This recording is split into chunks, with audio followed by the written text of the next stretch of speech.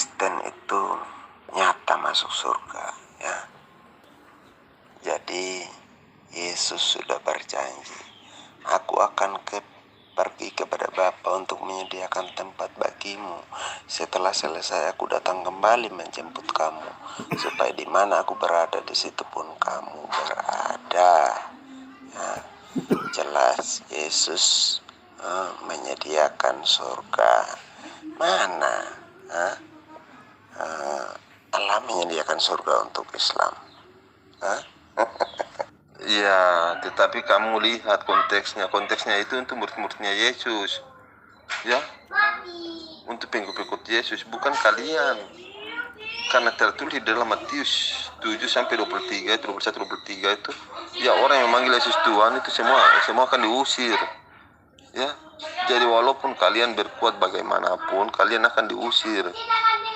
Jadi jangan harap untuk masuk surga. Kalian ini kan roh gentayangan. Pagi Bung, Anda juga terlihat sekali gagal paham, sama dengan teman-teman Anda yang lainnya. Jadi di dalam konteks Matius pasal yang ke-7, itu Yesus tidak berkata kepada murid-murid, kepada orang-orang percaya, tapi dia berkata kepada orang-orang yang berperilaku munafik. Tidak menutup kemungkinan mereka juga yang menjadi percaya tapi tidak hidup di dalam kesungguhan hati, di dalam pertobatan. Mereka berteriak-teriak, menyebut nama Tuhan, mengusir setan dalam nama Tuhan, tapi mereka tidak sungguh-sungguh hidup dalam pertobatan, tidak sungguh-sungguh menjadi pelaku firman Tuhan. Nah, ini yang dikatakan orang-orang yang munafik, gitu. Jadi mereka menggunakan nama Tuhan atau hal-hal yang berbau rohani untuk menguntungkan dirinya sendiri, untuk memperkaya dirinya. Nah, itu yang menyebabkan mereka akhirnya ditolak. Sebab yang berkenan kepada Tuhan itu adalah orang yang mendengarkan firman Tuhan, perkataan-perkataan Tuhan, dan yang melakukannya di dalam hidupnya setiap hari dengan segenap hati, dengan segenap jiwa, dan dengan segenap kekuatannya.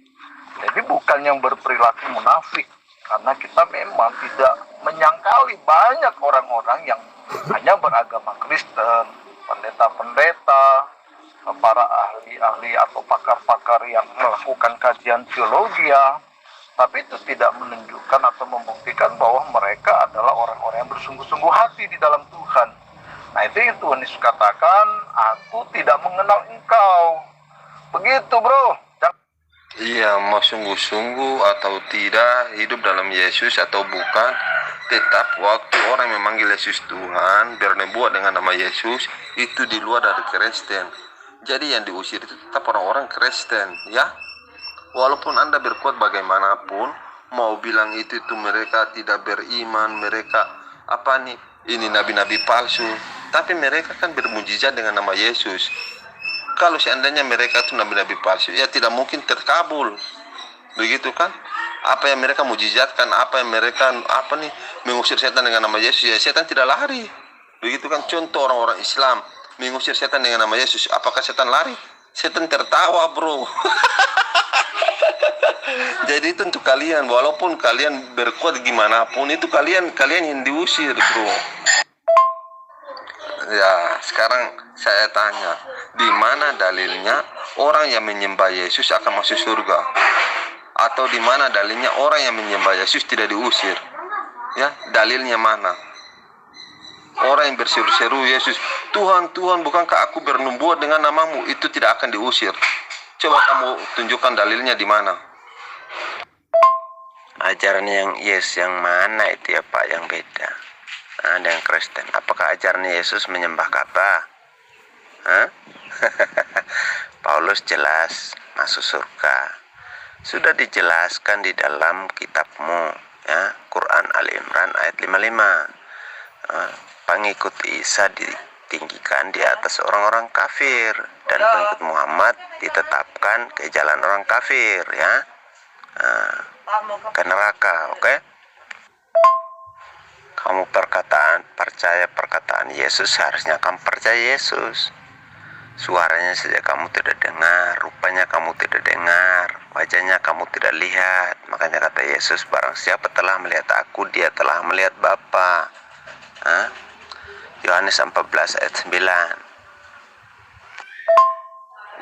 Bro, kamu ini tidak beriman kepada Al-Quran, kamu cuma Al-Quran. Kasihan sekali kalian ini. Yesus berkata, ya, hidup yang kekal itu mengenal engkau satu-satunya Allah yang benar dan Yesus Kristus yang telah engkau utus. Itu adalah ajaran Yesus. Jadi itu kalian ini bukan menyembah Ka'bah, menyembah Allah Subhanahu wa Ta'ala. Aduh, kasihan sekali. Tambah kalian menyempot-nyempot Al-Quran, tidak imani, tapi kalian ambil ayat-ayat dalam Al-Quran. Aduh, kasihan sekali. Lalu Yesus berteriak, Tuhanku, Tuhanku, mengapa engkau meninggalkan aku? Kata kalian itu mengambil apa? Nubuatan, ya. Di mana tertulis itu nubuatan?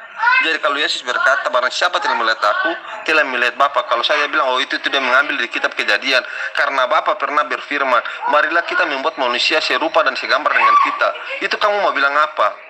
Ya, jadi tidak ada salahnya kalau Yesus bilang, siapa yang melihat aku, telah melihat Bapa. Karena apa? Karena ya, Bapa Allah sendiri berfirman, marilah kita membuat manusia serupa dan segambar dengan kita. Ya tidak ada salahnya, bro. Anda ini menanyakan dalil, tidak diusir. Lah Anda sendiri sudah menyebutkan dalilnya di dalam kitab Matius pasal yang ke-7. Nah, saya tambahkan, yang ditolak, yang diusir itu siapa? Tentu mereka yang berlaku munafik, yang tidak hidup benar di hadapan Tuhan setiap hari. Gitu, bro. Hidup tidak benar di depan Tuhan setiap hari.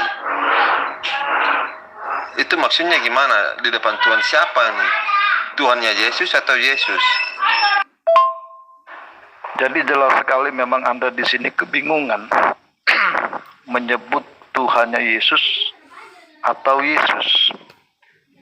Ini menunjukkan Anda memang sama sekali tidak mengenal siapa Yesus.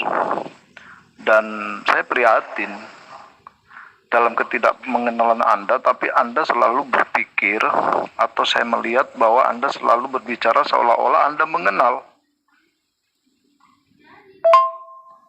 Ya, kalau kami umat Islam mengenal Yesus. Karena Yesus berkata, hidup yang kekal itu mengenal engkau satu-satunya Allah yang benar dan mengenal Yesus sebagai utusan, ya. Itu kami percaya. Yang saya tanya nih kalian bilang hidup yang benar itu gimana? Ya, ikuti perintah Tuhan. Tuhan yang mana? Tuhan yang dimaksud oleh Yesus atau Tuhan yang dimaksud oleh Paulus? Anak ini nih gimana? Coba Anda terangkan dengan baik. Gini ya bro ya, tadi bro katakan menurut Islam Anda mengenal Yesus sebagai utusan. Oke, saya ikut dulu deh narasi Anda. Sebagai utusan, Yesus berkata bahwa dia dan Bapa itu adalah satu. Dan itu bagi bangsa Israel masuk kategori menghujat Elohim.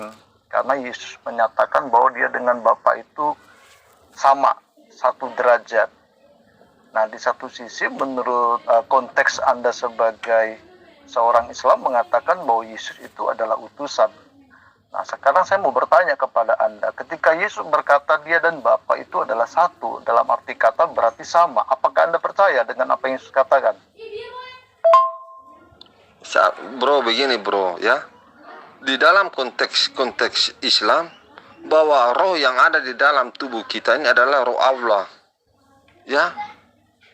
Allah, segala sesuatu yang ada di muka bumi ini adalah ini apa nih, buatan Allah, begitu kan, firman Allah.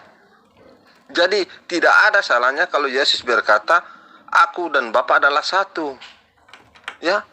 Itu tidak ada salahnya karena Yesus lebih paham Taurat daripada orang-orang Israel. Seperti Yesus berkata barang siapa yang telah melihat aku telah melihat Bapa. Apakah itu Yesus mengaku dirinya Tuhan?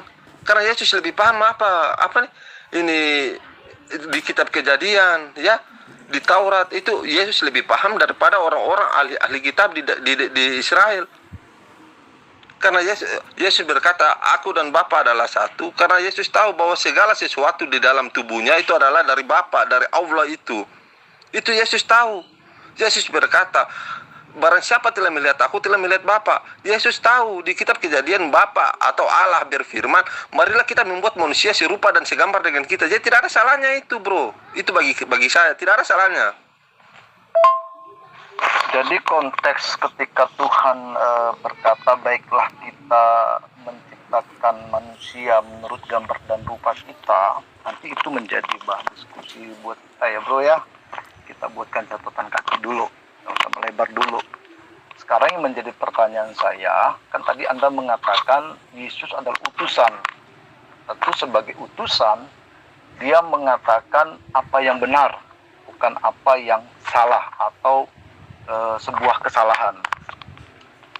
Sebagai utusan dalam satu nats, dalam satu peristiwa, Yesus berkata bahwa di dunia ini anak manusia berkuasa untuk mengampuni dosa.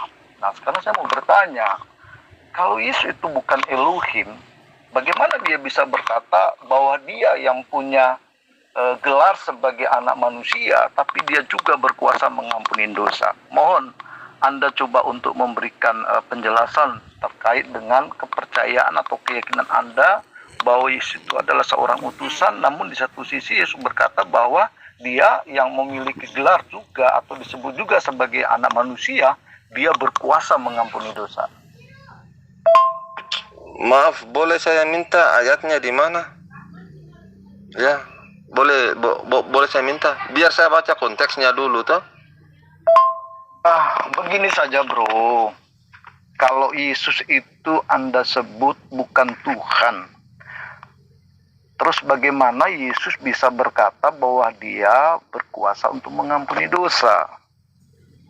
Apakah Anda bisa menjelaskan apa yang Yesus katakan tersebut? Ingat, sebagai utusan dia mengatakan kebenaran. Dan dia berkata, di dunia ini anak manusia berkuasa mengampuni dosa. Mengampuni dosa itu adalah hal yang hanya dapat dilakukan oleh Tuhan, oleh Elohim itu sendiri gitu bro. Begini bro, karena ada ayat juga yang mengatakan aku tidak bisa berbuat apa-apa dari diriku sendiri. Ya, itu gimana lagi tuh bro? Jadi bro ini mau tunjukkan ayat 1, ya dibantah oleh ayat 1 bro. Baik bro, Anda boleh baca di kitab Matius pasal yang ke-9 ayat yang ke-6. Silakan Anda baca, Anda simak, Anda renungkan dengan baik-baik ya. Saya sudah jelaskan tadi kepada Anda bro, mengacu kepada apa yang Yesus katakan sendiri, aku dan Bapa adalah satu. Bapa di dalam aku di dalam Bapa. Jadi itu sudah jelas sekali apa yang Yesus katakan, menyatakan bahwa dia adalah Elohim itu sendiri. Hanya saja begini bro, Anda ini kan mindsetnya sebagai orang berdosa. Anda coba untuk membatasi kemahakuasaan Elohim. Di satu sisi Elohim itu ada di surga, tapi pada satu sisi yang lain dia bisa ada pada tubuh lahiriah Yesus. Itulah Elohim. Jadi nggak bisa Anda membatasi kemahakuasaannya dengan cara atau konsep berpikir Anda sebagai orang berdosa. Nah itu yang tidak dipahami oleh salah satu tokoh ahli Taurat, salah satu anggota mazhab Sanhedrin pada waktu zaman di mana Yesus ada yang bernama Nikodemus. Ketika Yesus berkata bahwa seseorang harus dilahirkan kembali, nah dia menjawab begitu lugunya. Padahal ingat, status dia sebagai tokoh, pemimpin, orang yang dianggap paham dan mengetahui seluk-beluk dari isi dari Taurat Tuhan itu sendiri. Dia menjawab dengan berkata, bagaimana mungkin seorang yang sudah tua masuk lagi ke dalam rahim ibunya dan dilahirkan kembali. Nah wajar dia mengatakan seperti itu Karena dalam keadaannya sebagai orang yang berdosa, cara berpikir, konsep berpikirnya itu masih sempit, masih membatasi apa yang tidak mungkin bagi kita, bahwa itu mungkin bagi Elohim. Begitu, bro. Oke, terima kasih atas ayatnya. Jadi, bro, coba bro perhatikan baik-baik. Ya, dosa dimaksud oleh Yesus itu bukan dosa yang dosa kepada Allah, kepada Bapa, bukan. Tapi dosa kutukan. Karena di situ Yesus berkata, dan orang lumpuh itu bangkitlah. Ya, lalu orang lumpuh itu pun berdiri. Jadi itu tuh temanya atau konteksnya bukan untuk dosa Allah ini, bukan karena kita membuat dosa. Ya, dosa duniawi. Dosa duniawi itu adalah dosa kutukan, dosa waktu Anda ini apa nih? Ini diguna-guna oleh orang. Nah, itu dosa dunia. Bukan dosa alam ini surga, bukan dosa neraka. Coba Anda baca konteksnya baik-baik, bro, ya. Bro, sebentar, bro. Pertama saya mau tanya dulu, nama Anda siapa? Selanjutnya coba Anda sebutkan di sana kalimat yang menyebutkan bahwa itu dosa kutukan. Anda jangan coba untuk membuat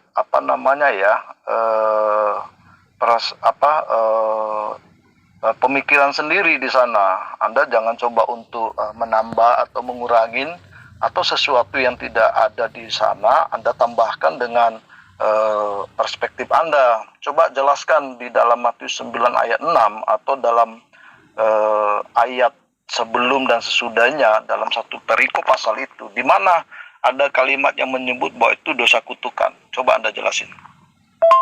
Iya, saya tidak menambah, tidak mengurangi, bro. Lihat konteksnya.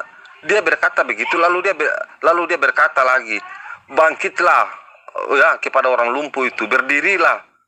Jadi konteksnya itu tentang apa nih dosa itu? Apakah dia berkata dosa di dunia dan di akhirat, begitu? Atau di situ konteksnya dosa apa itu? Anda baca dari atas sampai di bawah, ya. Percuma Anda punya Bible tapi Anda tidak bisa paham itu. Subhanallah, astagfirullah, nauzubillah, inna ilaihi wa inna ilaihi rajiun. Coba Anda baca konteksnya bagaimana itu. Di situ tidak disebut juga dosa itu adalah dosa apa. Ya. Tapi setelah kita lihat konteksnya ternyata itu dosa kutukan walaupun tidak tertulis. Tapi itu kan memang terserah Anda. Karena walaupun Anda berkeras gimana, ya orang yang diusir tetap akan begitu. Tidak akan percaya apa yang ya orang-orang jujur seperti umat Islam mengatakan, ya percuma, sia-sia begitu, bro. Bro, jangan melebar dulu, bro. Anda fokus dulu, bro. Tuhan Yesus tidak pernah menjas bahwa orang yang lumpuh itu terkutuk atau dia sedang mengalami satu penyakit yang disebabkan kutukan. Tolong Anda jelasin dulu, bro. Iya, betul, benar. Bahwa Yesus tidak mengatakan bahwa orang yang lumpuh itu sudah terkutuk atau mempunyai penyakit terkutuk. Tapi kita lihat konteksnya, bro. Kita lihat konteksnya. Konteksnya di situ itu Yesus mengatakan untuk apa? Dosa kutukan itu, bro. Walaupun Yesus tidak menyebut, tapi orang yang punya penyakit keturunan atau penyakit ini apa nih? Ada penyakit lah. Itu adalah penyakit, itu adalah kutukan untuk pada zaman-zamannya itu, begitu. Jadi walaupun anda berkata gimana pun, karena di situ juga tidak tertulis bahwa dosa itu dosa. Wah, kalau dosa ini akan masuk neraka, tidak ada juga tertulis itu. Karena hanya berkuasa di dunia, bukan di akhirat, begitu, bukan di surga. Oh iya, ini apa nih? Anda tanya nama saya itu ada tertulis itu AGAS.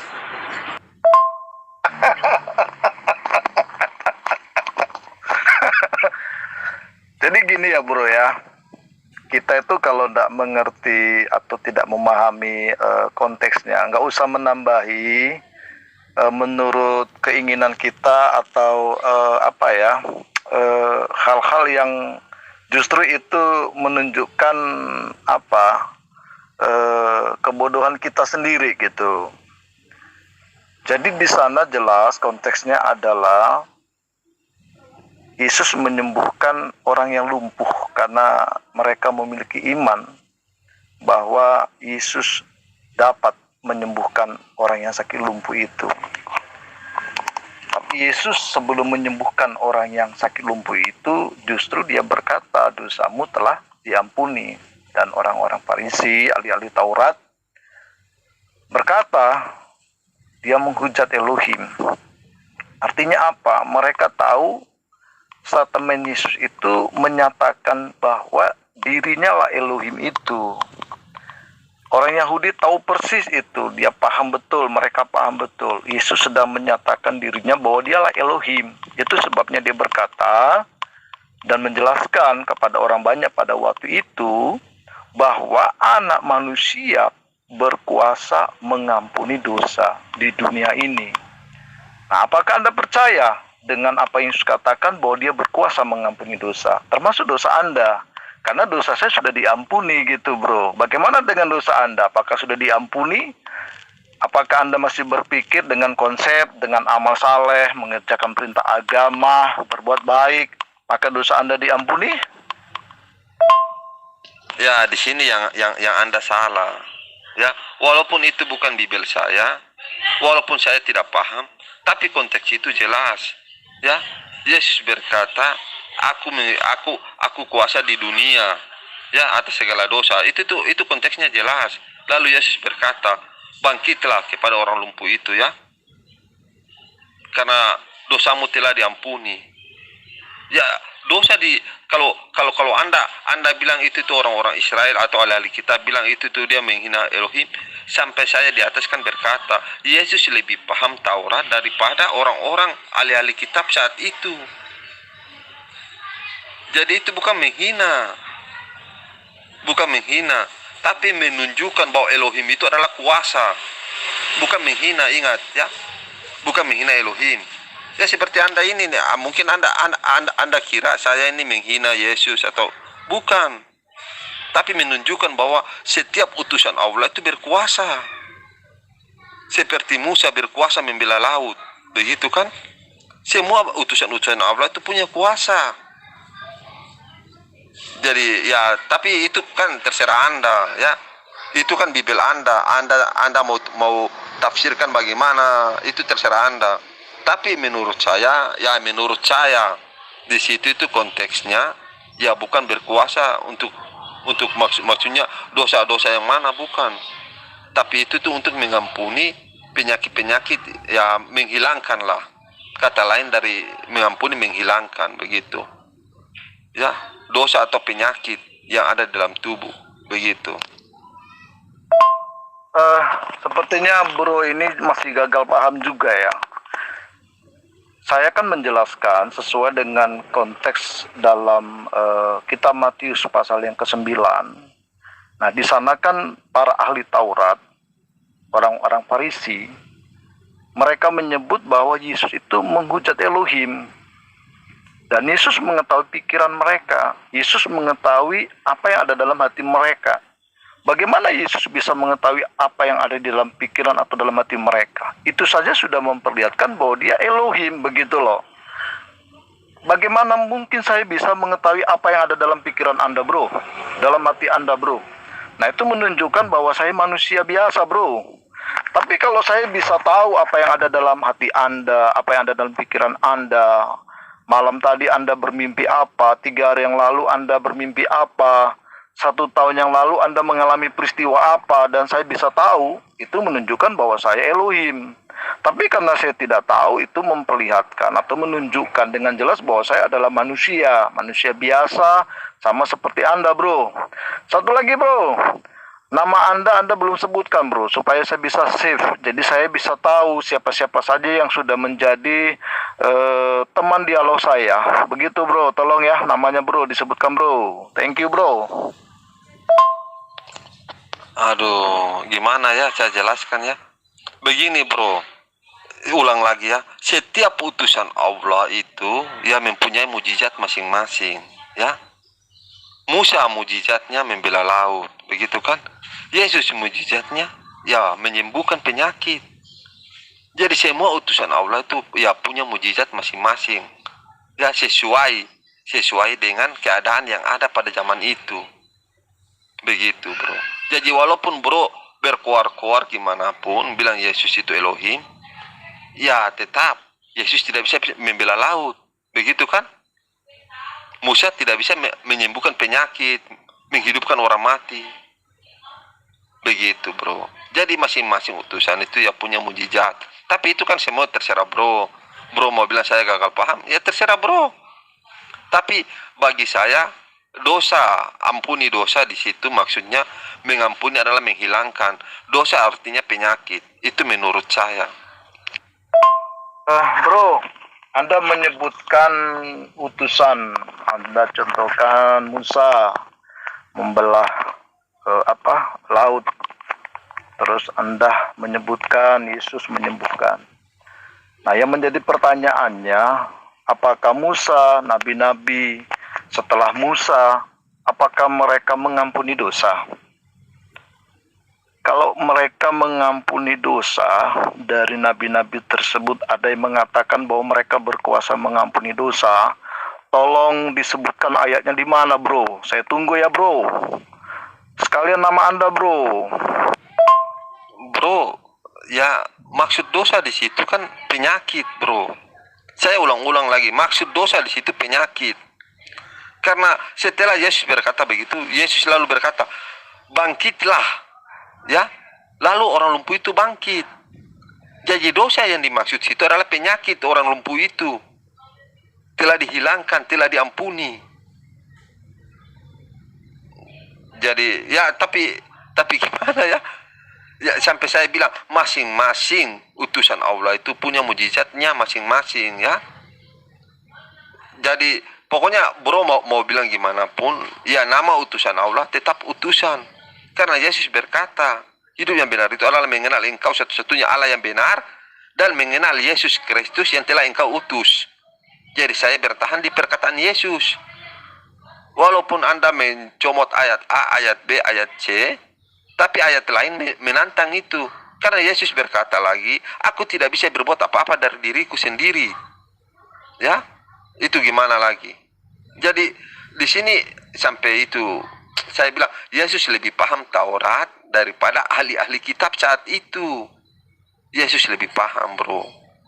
Ya. Dan Anda pun ya gagal paham.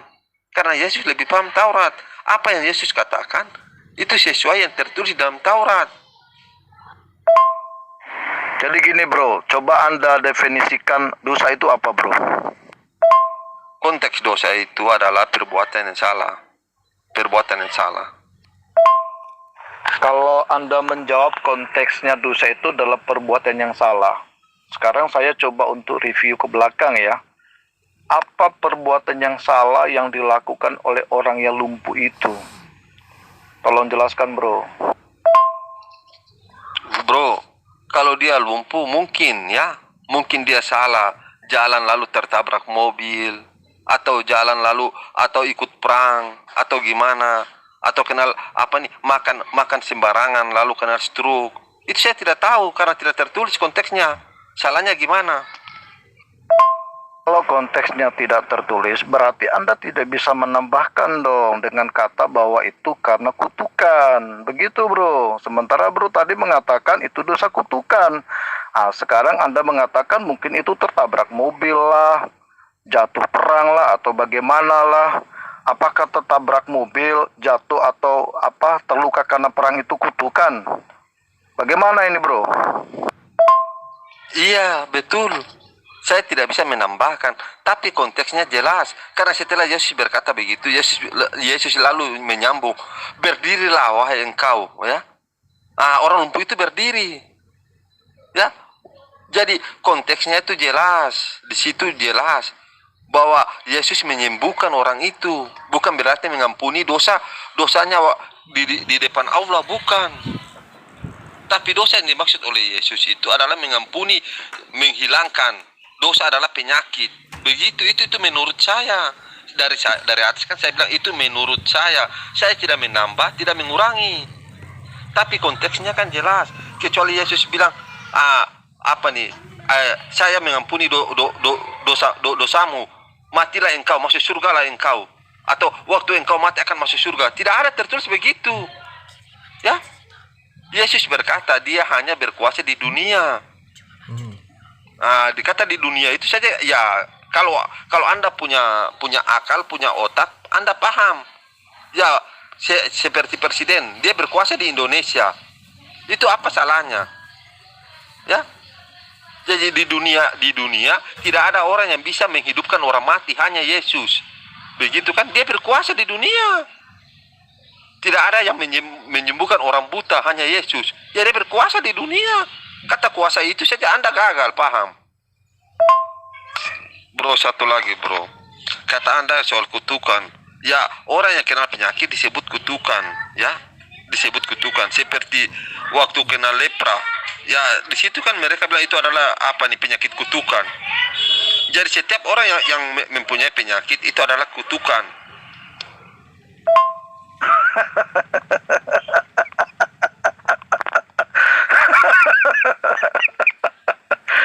Anda membuat saya sehat sekali pada pagi hari ini bro. Tertawa itu memang sehat. Penyakit juga bisa lari meninggalkan tubuh saya kalau saya lebih sering tertawa terbahak-bahak seperti ini bro. Jadi gini ya bro ya, dosa itu berasal dari kata harmatea, artinya menyimpan dari tujuan semula. Tuhan menciptakan manusia di Taman Eden, Adam, setelah itu Hawa, dengan maksud dan tujuan supaya mereka mengupayakan taman yang Tuhan buat untuk mereka tinggal dan berkuasa atas bumi dan menaklukkan bumi. Termasuklah di dalamnya itu semua jenis-jenis hewan, ikan-ikan dan sebagainya. Oke. Dan mereka menjadi makhluk hidup, yaitu mereka menjadi manusia yang hidup yang dibentuk dari debu tanah, dan Tuhan mengembuskan napas hidup ke dalam hidung mereka sehingga manusia itu hidup. Itulah Adam, seorang laki-laki yang pertama-tama Tuhan ciptakan dari debu tanah. Dan Tuhan memberi perintah kepada mereka untuk tidak memakan buah pengetahuan yang baik dan yang buruk yang ada di tengah-tengah taman itu. Nah, singkat cerita, mereka memilih untuk melanggar apa yang menjadi perintah Tuhan tersebut, dan itulah yang disebut dengan harmatea, yaitu bahwa mereka telah menyimpang dari tujuan Tuhan yang semula, bahwa mereka yang diciptakan menurut gambar dan rupa Tuhan dalam keadaan tidak berdosa menjadi manusia yang berkuasa atas bumi. Sebaliknya yang terjadi justru mereka tidak lagi berkuasa atas bumi. Ya, mereka hidup, manusia setelah itu mengalami kematian, mengalami sakit penyakit pada tubuhnya, mengalami kesusahan, kesulitan-kesulitan akibat dari dosa atau pelanggaran mereka terhadap perintah Tuhan, menyimpang dari tujuan Tuhan dari semula sebagai manusia yang sempurna yang Tuhan ciptakan, sehingga mereka tidak lagi sempurna. Nah, dosa itulah yang ada pada manusia hingga pada hari ini. Dosa yang diwariskan oleh Adam, yaitu dosa memberontak, sikap memberontak kepada Tuhan. Nah, kita bisa lihat, kita bisa saksikan ya, tabiat-tabiat itu bisa kita lihat pada diri setiap orang. Contohnya ya, kita lihat ketika anak-anak mulai tumbuh menjadi dewasa, ya mulai ada sikap untuk memberontak, melawan, membantah. Nah, itulah yang disebut dengan dosa, yang tabiat dosa yang ada pada Adam yang terwariskan di dalam diri kita sebagai manusia. Dosa itulah yang Tuhan Yesus katakan kepada orang lumpuh itu diampuni, begitu bro. Bahwa dia adalah orang berdosa, sama seperti saya dan Anda. Tuhan mengampuni dosa. Terus ketika Tuhan berkata, bangkit, berjalan dan pulanglah ke rumahmu. Dalam catatan di ayat sebelumnya jelas disebutkan bahwa mereka memiliki iman. Nah, mereka percaya. Nah, iman itulah yang menjadi dasar untuk orang lumpuh itu mengalami mujizat kesembuhan. Karena kalau ketika Tuhan berkata, bangkitlah, berjalanlah dan pulanglah. Kalau dia tidak punya iman, orang itu bisa berkata begini, Tuhan, engkau kan tahu aku ini lumpuh. Semua orang juga tahu aku lumpuh. Jangan menghina aku dong. Jangan melecehkan aku loh. Aku dong dengan berkata, bangkit, berjalan dan pulanglah. Jangankan berjalan, berdiri juga aku nggak bisa. Bagaimana aku mau berjalan dan pulang ke rumahku? Tetapi karena iman, dia percaya apa yang Tuhan katakan dia mau lakukan. Sehingga ketika Tuhan berkata, bangkitlah, berjalan dan pulanglah. Dan dia lakukan itu. Dan itu menghasilkan kuasa kesembuhan atas orang yang lumpuh itu. Begitu bro. Jadi yang pertama, yang Tuhan tahu masalah orang itu, pertama itu bukan penyakit, tapi dosa. Dan itu yang Tuhan selesaikan. Tuhan ampuni dosanya. Dan dia punya iman bahwa Tuhan sanggup menyembuhkan dia. Bukan saja mengampuni dosanya, tapi menyembuhkan dia. Dan itu yang terjadi. Dan dia sembuh, dia boleh pulang. Begitu bro. Nama Anda bro, jangan lupa ya. Alhamdulillah, Alhamdulillah. Karena saya, Anda sehat. Alhamdulillah. Itu suatu pahala juga bagi saya. Terima kasih Anda jujur. Ya, di sini kita tidak bahas konteks soal dosa asal ya. Kita tidak bahas itu. Ya, kita bahas soal kuasa tadi. Ya. Dan saya berkata di atas bahwa dosa itu adalah kesalahan. Ya. Dan kesalahan Adam adalah memakan buah pengetahuan. Sehingga membuat dirinya adalah dosa, menjadi dosa. Begitu kan? Jadi tidak ada salahnya kalau saya bilang orang lumpuh itu ya mungkin salah makan. Yang dilarang dia makan. Begitu kan? Akhirnya membuat dia jadi penyakit. Dosa itu kan penyakit. Atau gimana menurut Anda? Ini sekarang menurut Anda dosa itu bukan penyakit. Ya mungkin karena ada makan buah pengetahuan, akhirnya penyakitnya dia akan mati. Begitu kan? Ya, tapi dia akan kenal penyakit apa. Tapi itu kan terserah Anda. Terserah Anda lah. Anda mau bilang gimana? Tapi menurut saya dosa itu adalah kesalahan. Ya. Karena kesalahan Adam memakan buah pengetahuan, ya sehingga menjadi penyakit di dalam tubuhnya, sehingga dia bisa mati.